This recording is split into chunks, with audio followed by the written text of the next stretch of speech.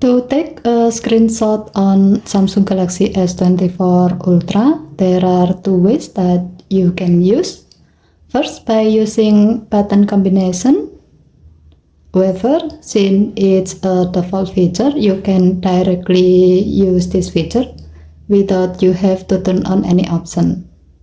You can take a screenshot by pressing the side and volume down buttons at the same time.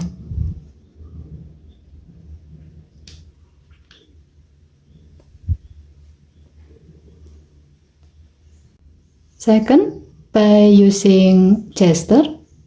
Before using this way, make sure that the palm swipe to capture feature is on. To do so, swipe down the top of the screen and then tap setting icon. Scroll down the screen to find advanced features. Tap advanced features. Tap motion and gesture.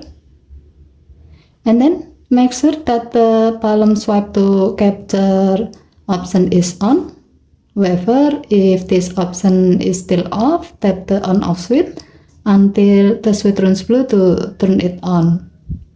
With this option on, you can easily take a screenshot by swiping the edge of your hand across the screen like this.